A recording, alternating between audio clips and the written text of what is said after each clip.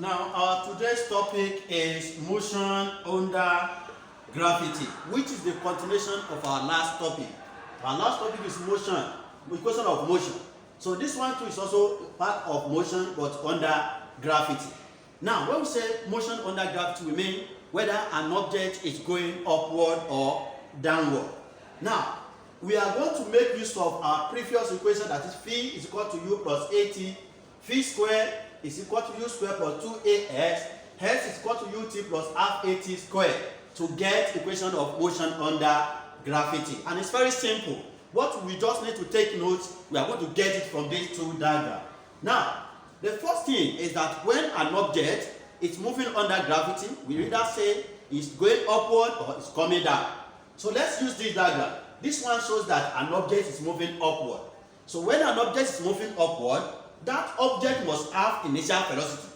If the object does not have initial velocity, it will not move. So it means initial velocity must be something. Then, when that object gets to the maximum height, its final velocity will become 0. And because the object is moving against the gravity, because gravity is always acting downward, its acceleration due to gravity will be negative. And don't forget, this time around, our distance will be replaced with h, because it's moving either upward or downward. Now, the other diagram here shows that an object is coming down. When you hold an object like this, so at initial stage, it does not have any velocity. Its initial velocity is equal to 0. Then, it will now hit the ground with certain velocity. So it will have final velocity. Where acceleration due to, because it's moving in the direction of acceleration due to gravity. So acceleration due to gravity will be positive. Then the distance still remains what? H. Now we are going to convert this equation of motion into motion under gravity by changing some terms. Now let's start from this equation 1. For equation 1, where you have v is equal to u plus at. So we still maintain this v. Let's change it to motion under gravity. We are going to have v is equal to u.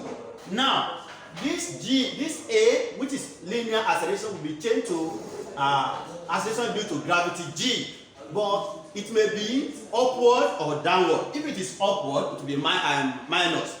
If it is downward, it will be plus. In that case, we are going to put plus or minus gt. Now, if you see a question that says an object is thrown vertically upward, that body is moving against gravity, so this one will be what? Minus. But when a body is dropped from certain height, so in that case, the g will be what? Plus.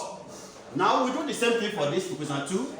So this one will be v squared is equal to u squared, then plus or minus 2 because of this a that will be changed to g, plus or minus 2g. Don't forget I said our distance will be changed to 8 because it's what? Height. 2g 8. Now the same thing applicable to this equation. Let's change this one as well. So it will be what?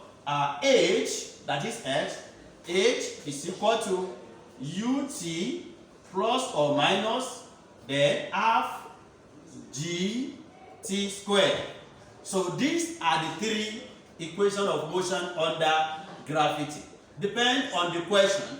If the question says the body is going upward or is thrown vertically upward, this place will be what? Negative. But if the body is coming down, it will be positive. So the next question we are going to make use of this. The next topic is projectile, and we are going to make use of these three equations.